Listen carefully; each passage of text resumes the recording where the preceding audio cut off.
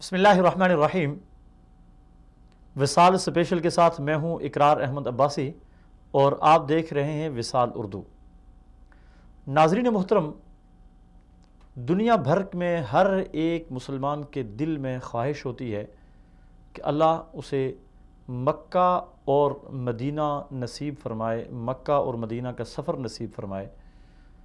हर मामूली दर्जे के मुसलमान के दिल में ख्वाहिश मचलती रहती है कि कब वो अल्लाह के घर का दीदार करेगा और कब रोज़ा रसूल पे हाज़िरी देगा, मस्जिद नबवी की आज़ान, मस्जिद नबवी की नमाज का लुत्फ़ उठाएगा। यकीनन बड़ी सादत है जो लोग हज और उम्रा के लिए दुनिया भर से आते हैं। और क्यों न हो कि अल्लाह तबारक व तआला ने जब हज़रत इब्राहीम अलैहिस्सलातु वस्सलाम ने खाना काबा की तामीर की थी तो अल्लाह ताला ने ये इरशाद फरमाया था कि हम इसमें खाना काबा में ऐसी कशिश रखेंगे कि लोगों के दिल खिंचे हुए इसकी तरफ आएंगे। बल्कि हज़रत इब्राहीम अलैहिस्सलातु वस्सलाम की दुआ थी, वजअल अफ़इदतम मिनन नासि तहवी इलैहिम वरज़ुक़हुम मिनस समरात। तो नाज़रीन मोहतरम, हज और उम्रा दो बड़े मकबूल सफ़र हैं। अल्लाह तबारक व तआला हमारे नाज़रीन में से हर एक को नसीब फरमाए और बार बार नसीब फरमाए। इस सआदत में यकीनन जिस तरह कोई भी काम अहमियत का हामिल होता है उसके लिए उतनी ही एहतियात भी ज़रूरी होती है। हज और उम्रा में आने वाले लोगों के लिए ज़रूरी है बहुत सारी एहतियात कि वो अपने इस सफ़र को कीमती बनाएं। और इस सफ़र में चूँकि अल्लाह ताला की रहमत को समेटना होता है तो अपने औकात अज़ीज़ अल्लाह ताला की रहमत को समेटने में लगाएं और अपने औकात को ज़ाया न करें। और इसके अलावा बहुत सारे मामलात हैं, इंशाअल्लाह अज़ीज़ आज इसी पे हम गुफ्तगू करेंगे। और आज हमारे लिए सादत की बात है, हमारे साथ गुफ्तगू के लिए हमारे स्टूडियो में मौजूद हैं मोहतरम जनाब मुफ्ती मज़हर गफ़ूर साहब। मुफ्ती साहब, मैं आपका शुक्रिया अदा करता हूँ, आप हमारे प्रोग्राम में तशरीफ़ लाए। अल्लाह तबारक व तआला आपका आना और आइंदा जो हमारी अभी गुफ्तगू होने वाली है उसको लोगों की हिदायत का और सीधे रास्ते की तरफ आने का ज़रिया बनाए। आमीन। मुफ्ती साहब, आप मुख्तलिफ़ यानी साल में कई मरतबा अल्लाह तबारक व तआला आपको उम्रे की तौफ़ीक देता है, बार बार सफ़र अल्लाह तबारक व तआला ने आपसे करवाए हैं। तो इस मामले में चंद एक गुजारिशात करनी थी कि एक तो ये है कि जो लोग उम्रे और हज के लिए जाते हैं वो बहुत सारे लोग होते हैं जो मसाइल न समझने की वजह से बहुत सारी जगहों में कोताही करते हैं। तो आप क्या समझते हैं कि सबसे पहले मेरे ख्याल में उम्रे पे बात कर लेते हैं। हज में चूँकि साल में एक मरतबा होता है और उम्रा जो है वो बार बार कर सकता है आदमी, हर बार कर सकता है, हर वक्त कर सकता है। तो सबसे पहले उम्रे की तरफ आते हैं। तो आप क्या समझते हैं कि उम्रे पे आने वाले लोग वहाँ से किस तड़प के साथ, किस लगन के साथ आते हैं और आकर जो उम्रा करते हैं इस दौरान उनकी अकीदत का क्या हाल होता है? इस हवाले से आप क्या कहेंगे? बिस्मिल्लाहिर्रहमानिर्रहीम। सबसे पहले तो मैं आपके विसाल उर्दू चैनल के लिए दुआगो हूँ कि अल्लाह सुब्हानहू व तआला जिस तरह आप हज़रात तगुदो कर रहे हैं मज़ीद तरक्कियाँ नसीब फरमाए और आपको दिन दुगनी रात चुगनी अल्लाह इन काविशों में बरकत नाजिल फरमाए। आपने मुझे सवाल जो किया कि लोगों की तड़प क्या है, यकीनी तौर पर मुसलमानान आलम जी मक्का और मदीना को अपना रूहानी मरकज़ मानते हैं। बेशक। और हर मुसलमान बैतुल्लाह शरीफ को देखने की तड़प रखता है और नबी करीम रऊफ़ुर रहीम सल्लल्लाहु अलैहि वसल्लम की मस्जिद शरीफ में आने की तड़प रखता है। रोज़ा अतहर पर हाज़िरी की जी एक अंदर का एक वलवला रखता है। जी हाँ, बेशक। चुनाचे मुझे अपने इस मुख्तसर से दौरानिया में कसीर तादाद में मुसलमानों के साथ हरमैन शरीफैन में आने की सआदत नसीब हुई। इस सफ़र में हर तबके के लोग हैं जी, बिल्कुल गरीब से गरीब तर जी, मुतवस्सित तबका और माशी एतबार से मजबूत तबका। जी, मुसलमान चाहे دنیاوی اعتبار سے جس درجے کا بھی ہے جی معاشی اعتبار سے، اسی طرح روحانی اعتبار سے چاہے جس لیول پر بھی ہے تقوی کے جی یا ایک عام مسلمان ہونے کی حیثیت سے، ہر اعتبار سے میں نے مسلمانوں کو دیکھا کہ دنیا کے ہر کونے کا اور بالخصوص برصغیر کے مسلمان اپنے دل میں حرمین شریفین کی محبت اس حد تک رکھتے ہیں کہ اپنی جان سے زیادہ حرمین عزیز شریفین کو بے شک۔ عزیز اور محبوب رکھتے ہیں، جی اور ہر ایک کی تمنا اور تڑپ ہے کہ رب العالمین ہمیں حرمین شریفین کی حاضری نصیب فرمائے۔ جی ہر ایک کی تمنا ہے، ہر ایک کا جی چاہتا ہے، ہر ایک کے من میں ایک تڑپ ہے، چاہے وہ عمر کے کسی بھی حصے میں ہو۔ جی بالخصوص اولاد چاہتی ہے کہ ہمارے ماں باپ حرمین شریفین جائیں، جی حرم کی زیارت کریں، بے شک عمرے کی سعادت حاصل کریں، حج پر جائیں۔ اسی ایک متوسط طبقے میں سے میں خود آپ کے سامنے بیٹھا ہوا ہوں، جی میرے بھی دل کی تڑپ تھی، تمنا تھی کہ وہ کون سی ایسی مبارک ساعات ہوں گی جب میں اپنے رب العالمین کے در پر حاضری دوں گا۔ جی اور جب حاضری ہوئی تو اندر کی کیفیت یہ تھی کہ ہم، یا میں اپنی ذات کی کہہ رہا ہوں، کہ بیت اللہ شریف کے غلاف کو پکڑ کر اس کے بعد اپنے آپ کو چیک بھی کر رہا تھا کہ میں خواب میں تو نہیں ہوں، ماشاء اللہ، کہ رب العالمین نے مجھے سعادت نصیب بے فرمائی۔ شک بے شک تو ہر مسلمان حضرت نفیس الحسینی شاہ صاحب کے ان کلمات کو اپنے دل سے دہرا رہا ہوتا ہے جی کہ شکر ہے خدایا میں تو اس قابل نہ تھا، شکر ہے خدایا میں تو اس قابل نہ تھا، تو نے اپنے گھر بلایا میں تو اس قابل بے نہ شک تھا۔ بے شک ہر ایک کی یہ شکر کی کیفیت ہوتی ہے۔ جی جی تو مسلمانان عالم، ساری دنیا کے مسلمانوں کے اندر اللہ نے یہی ولولہ، یہی محبت، یہی تڑپ رکھی ہے۔ جی جی اللہ اس میں اور اضافہ وہ سب ایک فرمائے۔ عمومی طور پہ کچھ لوگ وہ کرتے ہیں، بات کرتے ہیں، ذرا بے احتیاطی کی بات کر جاتے ہیں کہ لوگوں نے عمرے پہ جانے کو ایک فیشن بنا لیا، اور اب ہر آدمی ضروری سمجھتا ہے کہ میں عمرے پہ جاؤں، اس کے لیے لوگ قرض بھی اٹھاتے ہیں، اور بسا اوقات انتظام نہیں ہوتا، گھر میں خرچی کا انتظام نہیں ہوتا، پیسے جمع کر کے عمرے پہ چلے جاتے ہیں۔ اس کو آپ کیا کہیں گے اس حوالے سے؟ یقینی طور پر ہمارے بہت سارے اعمال میں غیر اعتدالی پائی جاتی ہے، جی اور صرف یہ کہنا کہ لوگوں نے عمرے کو فیشن بنا لیا ہے، جی یہ بات باعتبار ملت کے یا بحیثیت مسلمان اجتماعیت کے ساتھ جی کہنی صحیح نہیں ہوگی۔ جی خود نبی کریم رؤوف الرحیم صلی اللہ علیہ وسلم نے حضرت عبداللہ ابن مسعود رضی اللہ تعالیٰ عنہ کی روایت ہے کہ حکم دیا کہ بار بار حج اور عمرہ کرو، جی اس سے فقر اور گناہ اس طرح جھڑتے ہیں جس طرح بٹھی سونے چاندی کے میل کچیل کو دور کر دیتی ہے۔ ماشاءاللہ۔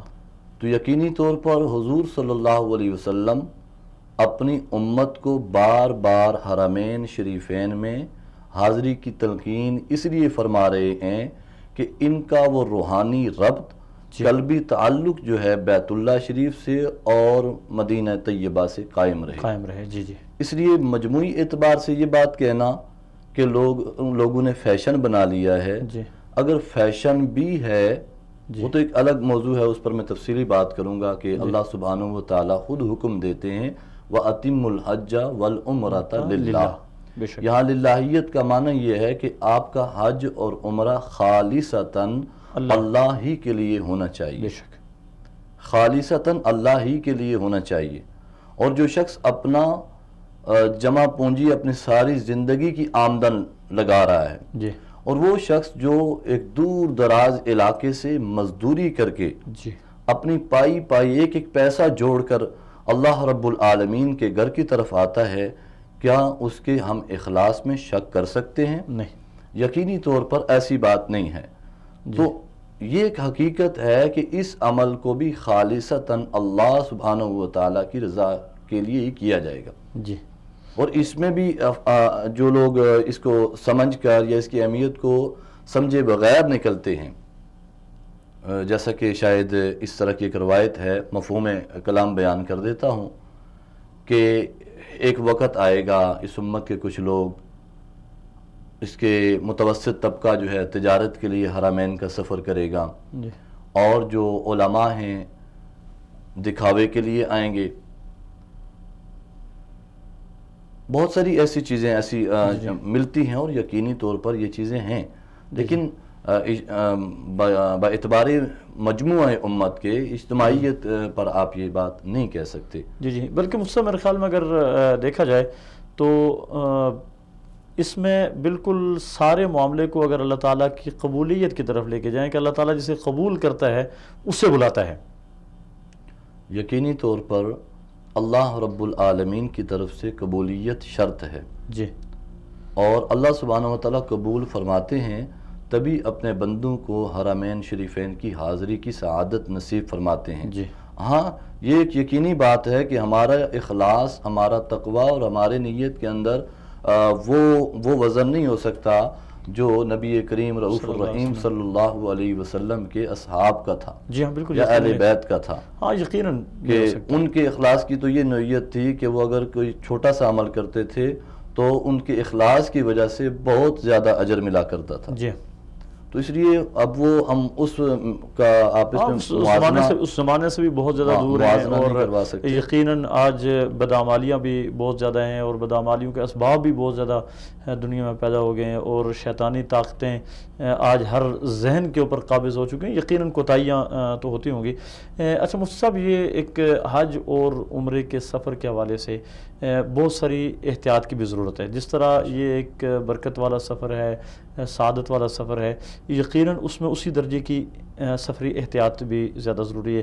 تو آپ کیا سمجھتے ہیں حج اور عمرہ پہ آنے والے لوگوں کو اگر چند مختصر وقت میں چند ایک ضروری ہدایات دینی ہو تو آپ کیا دیں گے؟ میرے اپنے مختلف اسفار میں اور بہت سارے سفروں میں جو چیزیں دیکھنے میں آئی ہیں، جی، اگر میں اپنے حرمین شریفین کی طرف آنے والے زائرین اور معتمرین کو کوئی اہم مختصر نصائح یا اہم باتیں یا اہم احتیاطیں بتانا چاہوں گا، تو ان میں سے سب سے اہم احتیاط تو یہ ہے کہ جس طرح ہمارے لیے لازم ہے دیگر اعمال کو سیکھ کر کریں، جی، اسی طرح حج اور عمرہ چونکہ خود نبی کریم صلی اللہ علیہ وسلم اپنے صحابہ کرام کو حکم فرما رہے ہیں کہ مجھ سے احکام مناسک حج سیکھ لو.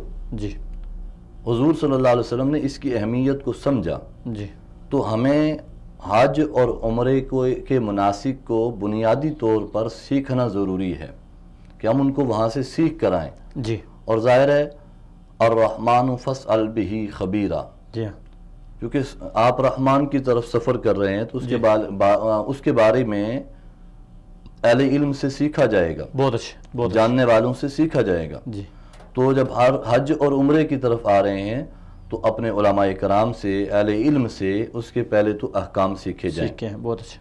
دوسری بات، ان احکامات میں سے جیسے خواتین کے لیے جو اہم اور ضروری چیز ہے بغیر محرم کے سفر نہ کریں، اس کی ممانعت ہے.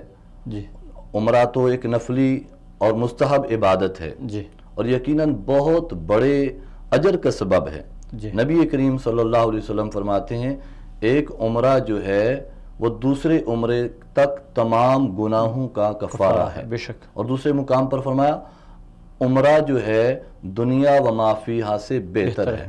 تو یقینی طور پر نبی کریم صلی اللہ علیہ وسلم نے فرمایا تو امت کے حق میں بہت بہتر ہے. تو لازم ہے کہ جو خواتین سفر کر رہی ہیں وہ اپنے محارم کے ساتھ سفر کریں. یعنی عمرہ ایک نفلی عبادت ہے، جبکہ غیر محرم کے ساتھ سفر کرنا یا بغیر محرم کے سفر کرنا یہ جائز ہی نہیں ہے، یہ حرام ہے. تو ایک نفلی عبادت کے لیے آپ اللہ تعالیٰ کی ایک دوسری ناراضگی مول لے کے جا رہے تو یہ غلط ہے.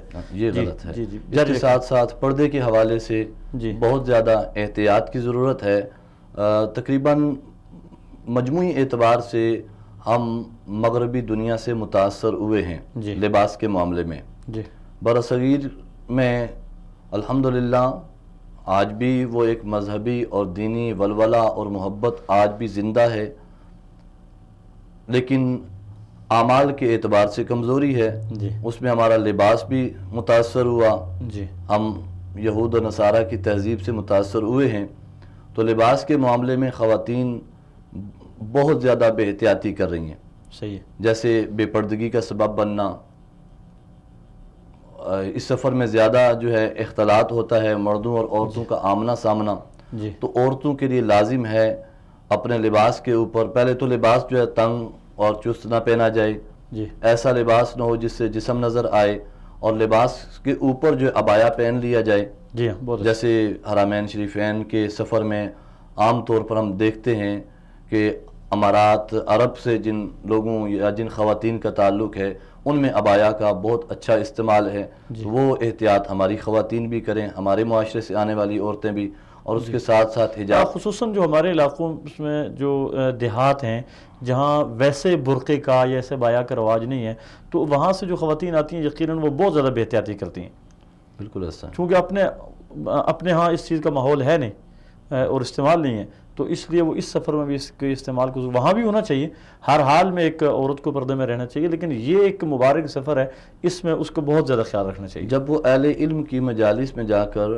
عمرے کے احکام کو سیکھ کر تشریف لائیں گی جی تو یقینی طور پر ان کے علماء، ان کے تربیت دینے والے ان کو یہ رہنمائی کریں گے کہ آپ عبایا کا استعمال کریں، جی اچھے حجاب کا استعمال کریں، کیونکہ حالت احرام میں خواتین وہ جو پردہ وہاں پر کرتی ہیں یہاں آ کر یہ سمجھتی ہیں شاید عمرے کے سفر میں چہرے کا پردہ نہیں ہے. جی وہ چونکہ حالت احرام میں خواتین کے لیے ایک احرام کی پابندی ہے کہ ان کا کپڑا جو ہے حجاب کا وہ چہرے کو مس نہ کرے، ٹچ نہ ہو، لگے نہ، جی تو وہ خواتین جو ہے اپنے چہرے کو کھول دیتی ہیں، تو ان کے لیے اس کے متبادل بہت ساری صورتیں موجود ہیں کہ اس مسئلے اور اس حکم کی پابندی پر بھی عمل ہو، اور اس کے ساتھ ساتھ جو ہے چھجے کا استعمال ہو، جی ٹی کیٹ جسے کہتے ہیں، یا کوئی بھی چیز ایسی استعمال کی جائے. ہاں اس کو متبادل دیا، لیکن اس سفر میں چونکہ اگر اس کی گنجائش منہ کھولنے کی یا چہرہ کھولنے کی وہاں پہ ہے دوران طواف یا احرام کی حالت میں، لیکن اس کو مستقل پھر پورے سفر میں 15 دن کا، 20 دن کا، 1 مہینے کا سفر ہے، تو پورے سفر میں پھر وہ چہرے کو ڈھانپتی نہیں ہے. اور بہرحال چونکہ یہ اللہ سبحانہ و تعالیٰ کا حکم ہے اور بے حجابی یقینی طور پر گناہ کبیرہ ہے، اور اس سفر میں گناہ کی جو اس کا وبال ہے وہ اس کی سفر کے مبارک ہونے کی وجہ سے یقینی طور پر زیادہ بڑھ جاتا ہے، اس لیے اس سفر میں بہت زیادہ احتیاط کی جائے. جیسے ہم حرمین شریفین میں دیکھتے ہیں کہ خواتین دوران طواف احتیاط نہیں کرتی، مطاف میں بالکل قریب ہو کر چلنے کی کوشش کرتی ہیں. نبی علیہ السلام حجر اسود کو بوسہ دینے کی کوشش میں کتنی زیادہ بے حرمتی اس میں بہت دفعہ دیکھنے میں آیا ہے، حالانکہ نبی کریم صلی اللہ علیہ وسلم کی تعلیمات میں سے یا صحابہ اکرام کے زمانے کا جو معمول خواتین کا تھا وہ ایک سائڈ پر دور سے جو ہے طواف کے جو ہے چکر پورے کرتی تھی، لیکن اب یہ قریب ہونے کی کوشش کی جاتی ہے. اس بے احتیاطی میں مردوں کے ساتھ ان کا اختلاط ہوتا ہے، جسم کا مس ہونا تو شرعاً بھی حرام ہے، اور پھر وہ کوشش کریں گی کہ بڑے ہجوم میں جمگٹھے میں جا کر حجر اسود کو بوسہ دیں یا ہاتھ لگائیں. تو حجر اسود کا بوسہ لینا سنت عمل ہے، اور اس کا متبادل استلام دور سے موجود ہے. بسم اللہ اللہ اکبر وللہ الحمد کہہ کر ہاتھوں کو بوسہ دے دیا تو اس کا متبادل آپ کو اجر مل گیا. لیکن اس ایک عمل کا متبادل ہونے کے باوجود خواتین کا وہاں جا کر مس کرنے کی کوشش کرنا اور پھر اپنے جسمانی طور پر تکلیف کا بھی سبب بننا اور بے پردگی کا بھی سبب بننا. کئی دفعہ ہم دیکھتے ہیں خواتین اوپر لٹک رہی ہوتی ہیں مردوں کے مجمع میں، تو یہ ایک بہت بڑے عذاب کا سبب ہے. اس سے احتیاط خواتین کو برتنی چاہیے، اور مردوں کی محاذات میں آ جانا، جہاں مرد کھڑے ہیں وہیں کھڑے ہو کر نماز پڑھنا، کیونکہ حرمین شریفین کے جو منتظمین ہیں اللہ ان کو جزائے خیر عطا فرمائے، اتنا عالی شان انتظام مکۃ المکرمہ میں اور مدینہ طیبہ میں بھی ہے کہ خواتین کے لیے الگ الگ نماز کی جگہ بنائی گئی ہے. تو خواتین بجائے اس کے کہ جیسی اقامت سنی وہیں جا کر کھڑی ہو گئیں، اس سے بہتر ہے کہ وہ تھوڑے چند قدم آگے چل کر جائیں. بے شک کوئی رکعت رہ جاتی ہے وہ بعد میں پوری کر لی جائے مسبوق کی حیثیت سے، تو وہ خواتین ہی کی جو جگہ بنائی گئی ہے نماز والی، اسی کے مقام پر جا کر نماز ادا کریں. بہت اچھا. بہت اچھا مفتی صاحب ایک چیز اور ہے کہ جو حضرات یا خواتین وہاں سے تشریف لاتے ہیں وہ اپنے عمرے کے تو جس طرح آپ نے کہا اگر سیکھ کے آئیں اللہ تبارک و تعالیٰ ہر ایک کو یہ توفیق دے سیکھ کے آئے عمرے کے ارکان وغیرہ پورے کرتے ہیں، لیکن عمرہ وغیرہ کرنے کے بعد جو چند ایک چیزیں ہیں یعنی لوگ زیارات پہ بہت زیادہ توجہ دیتے ہیں. کم از کم پاکستان سے آنے والا ہر فرد یہ چاہتا ہے کہ میں غار ثور بھی دیکھ لوں، میں غار حرا بھی دیکھ لوں، باقی بھی جو اس طرح کی بہت ساری زیارات کا نام جنہیں دیا جاتا ہے، تاریخی مقامات آپ انہیں کہہ سکتے ہیں، اس کی بہت زیادہ اہمیت وہ کرتے ہیں. تو آپ اس بارے میں کیا کہتے ہیں کہ ان مقامات کی زیارات زیادہ ضروری ہیں یا حرمین کی نمازیں زیادہ ضروری ہیں؟ جو صورت آپ بیان فرما رہے ہیں زیارات کے حوالے سے، جی، پہلی چیز تو یہ ہے کہ لوگوں کو یہ بتایا جائے کہ زیارات چونکہ برصغیر میں زیارت کا بہت زیادہ ایک عجیب کنسپٹ ہے اور اس کی ایک بہت بڑی اہمیت سمجھی جاتی ہے. جی، جیسا کہ ہمیں بھی سفر میں کئی دفعہ مردوں اور عورتوں بالخصوص بڑی عمر کے لوگوں کی طرف سے یہ سوال ہوتا ہے اور اس کو بہت جیسے وہ ہمیں بہت بڑی اہمیت اجاگر کر رہے ہوتے ہیں ہم پر. تو بنیادی طور پر لوگوں کو اس بات سے آگاہ کیا جائے کہ زیارت یہاں جو زیارت ہے اس کا معنی کیا ہے. جیسے ابھی بھی اس سفر میں حرمین شریفین میں دوران سفر جو ہے لوگ مجھے زیارت کے حوالے سے بہت زیادہ وہ کر رہے تھے، تو میں نے دوران سفر جو ہے انہیں اس کی تعریف بھی بتائی کہ اصل یہ زیارت کیا ہے. جیسے ہمارے ہاں کلچر ہے کسی کا مزار ہوگا وہاں ہم جائیں گے اور وہ کچھ جو ہم برصغیر میں کر رہے ہیں اس طرح کا جو تصور ہے وہ ذہن میں لیے بیٹھے ہیں. جیسے آپ نے جبل ثور کا ذکر کیا یا غار حرا کا ذکر کیا، یقینی طور پر تاریخی اعتبار سے ان مقامات کی اہمیت ہے اور ہم ان مقامات کو دیکھنے کو باعث سعادت اور باعث اجر سمجھتے ہیں. لیکن اس کے ساتھ ساتھ جو حرمین شریفین میں یا جیسے مکہ المکرمہ میں حرم کے اندر نماز کا جو اجر ہے وہ 1,00,000 نمازوں کے برابر ہے، ایک نماز ادا کرتے ہیں، تو وہ اجر یقینی ہے، اس کے برابر تو یہ زیارات نہیں ہو سکتی. اس کے لیے جو کمپنیوں نے یا جو ادارے یہاں موجود ہیں انہوں نے ایسے اوقات کا انتخاب کیا ہوا ہے کہ جس میں جیسے فجر کے بعد چلے جائیں اور 11 تک واپس آئیں، ان کی نمازیں کسی حال میں بھی حرم سے باہر نہیں ہونی چاہیے تاکہ وہ اجر پا سکیں. ایسے مدینہ طیبہ میں نماز کا جو اجر و ثواب ہے صحیح حدیث کے مطابق جو ہے 1000 نماز کے برابر جو ہے ایک نماز کا ثواب ہے. ایسے ہی بعض روایات میں قطع نظر کے ان پر کلام بھی ہے، ان میں 10,000 کا یا 50,000 کا ہے. تو جو بھی ہے اللہ سبحانہ و تعالیٰ اپنے شایان شان اجر عطا فرمائے. تو جو اہمیت مسجد نبوی شریف میں نماز پڑھنے کی ہے، جیسے حدیث مبارکہ میں آتا ہے کہ جس سے 40 نمازیں مسجد نبوی شریف میں تکبیر تحریمہ کے ساتھ پڑھیں اللہ سبحانہ و تعالیٰ اسے نفاق سے بری فرمائے گا.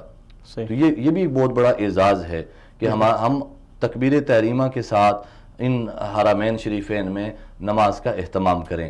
تو زیارات کی جو اہمیت ہے وہ تاریخی مقامات کی ہے، وہ دیکھی جائیں.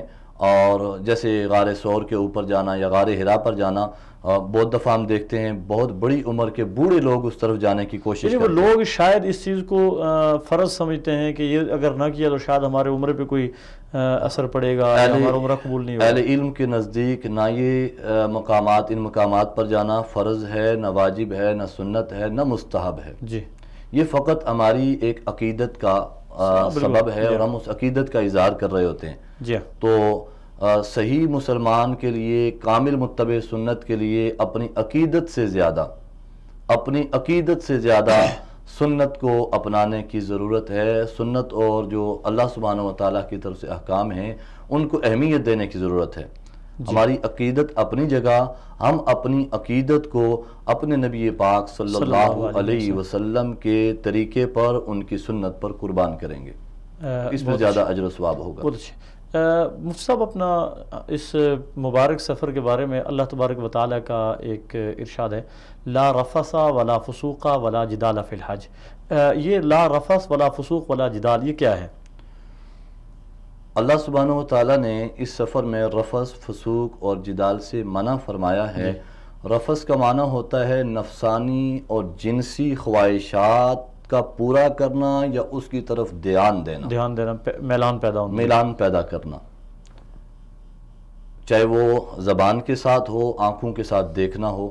تو رفث کا معنی یہ ہوا کہ جنسی زندگی کی طرف نہ دھیان دیا جائے، جی. نہ اس طرح کا کوئی عمل کیا جائے، عملی طور پر اس طرف نہ ہو.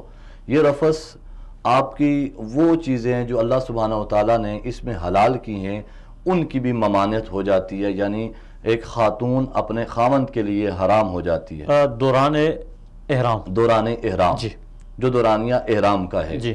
تو اس کو حلال کی ممانعت آ گئی. جی. تو رفث کا معنی ہوا نفسانی خواہشات جو جنسی زندگی کے متعلقہ ہیں ان کا عملی طور پر نہ کرنا اور ان کی طرف دھیان بھی نہ دینا. جی. تو جب اللہ سبحانہ و تعالیٰ نے حلال سے روک دیا تو حرام سے بچنے کا بہت زیادہ اہتمام ہونا چاہیے. بے شک. جیسے اس سفر میں ہم دیکھتے ہیں ایئرپورٹ پر بہت زیادہ بے پردگی ہوتی ہے، جی. مردوں اور عورتوں کا اختلاط ہوتا ہے. تو اللہ سبحانہ و تعالیٰ کی اس حکم پر جو امت مسلمہ کو اللہ سبحانہ و تعالیٰ اپنے نبی محترم صلی اللہ علیہ وسلم کے ذریعے دے رہے ہیں، قُلْ لِلْمُؤْمِنِينَ يَغُضُّوا مِنْ أَبْصَارِهِمْ وَيَحْفَظُوا فُرُوجَهُمْ. اے نبی علیہ السلام آپ کہہ دیجئے اپنے اہل ایمان کو کہ اپنی نظروں کو پست کر لیں اور اپنی ناموس کی، اپنی عزت کی حفاظت کریں، اپنی شرمگاہ کی حفاظت کریں. اور ایسی خواتین کو بھی حکم ہے قُلْ لِلْمُؤْمِنَاتِ يَغْضُضْنَ مِنْ أَبْصَارِهِنَّ وَيَحْفَظْنَ فُرُوجَهُنَّ. کہ اہل ایمان خواتین سے بھی کہہ دیجئے کہ اپنی نگاہوں کی حفاظت کریں، نگاہیں پست کر لیں اور اپنی شرمگاہ کی حفاظت کریں. جی.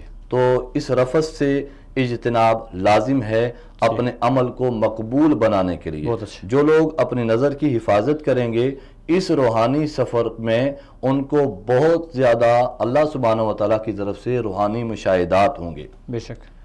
اور اسی طرح اس کے بعد دوسرا حکم ہے ولا فسوق. فسوق کا معنی ہوتا ہے گناہ کا کام. جی. گالم گلوچ، لڑائی جھگڑا تو جدال میں آ جاتا ہے. جی. گناہ یا معصیت کا کوئی بھی عمل فسق میں آتا ہے. گناہ ہے، معصیت ہے اللہ سبحانہ و تعالیٰ کی. جی. تو اس میں ہر طرح کے گناہ سے اجتناب کیا جائے. ہمیں دیکھنے میں یہ آتا ہے ایئرپورٹ پر جب حجاج کرام پہنچتے ہیں، حالانکہ ان کے معلمین کی انتظامی امور کے معاملے میں ذمہ داری ہے کہ بتائیں کہ آپ ایک انٹرنیشنل سفر کر رہے ہیں، یقینی طور پر آپ کو اپنے ایئرپورٹ پر بھی انتظار کرنا پڑ سکتا ہے.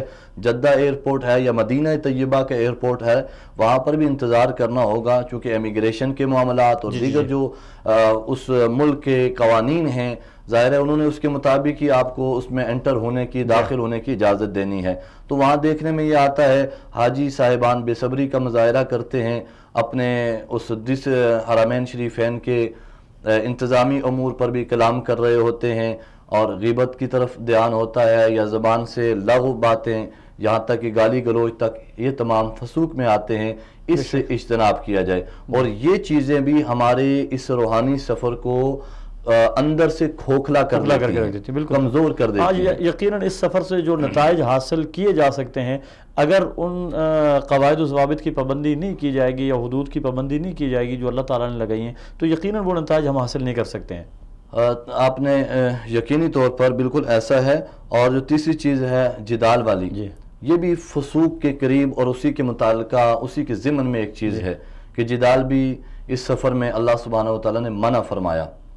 جدال ایک تو باعثیت قوم کے جنگ کی بات اور دوسرا باعثیت فرد کے کہ آپ اس سفر میں ہیں، آپ کو کسی سے کوئی تکلیف پہنچ سکتی ہے. جہاں پہ مختلف قوموں کے، مختلف نسلوں کے، مختلف زبانوں کے اور مختلف مزاج کے لوگ ایک جگہ جمع ہوتے ہیں، تو وہاں پہ اس چیز کا خطرہ زیادہ ہوتا ہے کہ یہاں پہ لڑائی جھگڑا ہو سکتا ہے. اندیشہ ہوتا ہے، چونکہ ایک کچھ کہہ رہا ہوتا ہے اور دوسرا سمجھ کچھ رہا ہوتا ہے. بالکل ایسا ہے. اور اس کی عادات کچھ اور ہیں اور اس کی عادات کچھ اور ہیں. یہاں میرے خیال میں جھگڑے کا خطرہ زیادہ ہے، اس لیے اللہ تعالیٰ نے اللہ سبحانہ و تعالیٰ نے ان تین چیزوں کی ممانعت بالخصوص آخر میں جدال کی کہ مختلف مزاج کے لوگ ہوں گے، مختلف زبانوں والے، اور ان کا آپس میں اختلاط ہوگا. ان میں سے بعض بہت مضبوط قومیں ہیں، بعض بہت کمزور ہیں، بعض میں نزاکت پائی جاتی ہے، بعض جو دیہی علاقوں سے آئے ہیں. اس اعتبار سے یقینی طور پر جدال کا اندیشہ تھا. تو اللہ سبحانہ و تعالیٰ نے اس سفر میں جدال کو اہتمام کے ساتھ منع فرما دیا کہ اس سے احتیاط کرنی ہے. مصطفی آخری 2 منٹ میں آپ حج عمرہ پہ جانے والے لوگوں کے لیے اپنا کیا پیغام دیں گے؟ میں حج عمرہ پر جانے والوں کو جو اہم پیغام دوں گا اس میں سے یہ ہے کہ ایسا عمل ہو، ہمارا ایسا حج اور عمرہ ہو جو مقبول ہو. مقبول ظاہرین اور معتمرین اور حجاج کرام کا اثر عالم اسلام پر پڑتا ہے. جو لوگ میرے نزدیک یا میرے تجربات یا میرے اساتذہ کی بتائی ہوئی تعلیمات کے مطابق مقبول حجاج اور مقبول معتمرین کا اثر امت کے عالم پر پڑے گا، امت مسلمہ کی عالم اسلام پر اس کے اثرات ہوں گے. ان کی فتح ہوگی، یعنی ان کی ذاتی زندگی پہ اور اجتماعی زندگی پر. چونکہ یہ لوگ جب یہاں سے کچھ سیکھ کر اس امت کے اجتہاد کو، وحدت ملی کو دیکھیں گے، واپس جا کر اپنے معاشرے میں ایک مثالی زندگی ہوگی، ان کی زندگی تبدیل ہوگی. تو میں یہ کہوں گا کہ ہمارے ممالک سے آنے والے لوگ مقبول حج اور مقبول عمرے والے بنیں، تاکہ وہ واپس جائیں تو ان کی زندگی ایک اپنے علاقے کے لیے، محلے کے لیے مشعل راہ ہو، اور ان عوامر اور ان معاملات، ان اعمال سے اجتناب کیا جائے، ان چیزوں سے بچیں جو نقص کا سبب بنے یا جو ہمارے معاشرے کے لوگوں کے لیے ایسا نہ ہو کہ وہ نفرت کا سبب بنے کہ یہ صاحب جیسے گئے تھے ویسے ہی واپس لوٹے ہیں. بے شک بے شک. بہت تو حرمین شریفین سے اپنے مقبولیت والے اعمال لے کر واپس جزاک جائیں. اللہ. مفتی صاحب بہت شکریہ، آپ نے ہمیں وقت دیا. اللہ تعالیٰ آپ کو جزائے خیر نصیب فرمائے، اور آپ کا جو درد دل ہے اللہ کرے اس کو لوگ سمجھنے کی کوشش کریں. ناظرین محترم، یہاں ہمارے پروگرام کا وقت ختم ہوا ہے. انشاءاللہ ہم اس عنوان پہ مزید بھی پروگرام کرتے رہیں گے، اور مزید لوگ بھی کوشش کریں گے کہ اس عنوان پہ جو تجربہ رکھنے والے لوگ ہیں وہ آپ کے سامنے اپنے مشاہدات کی روشنی میں، اپنے علم کی روشنی میں آپ کو مستفید کریں. اللہ تعالیٰ ہمارا حامی و ناصر ہو. والسلام علیکم ورحمۃ اللہ وبرکاتہ.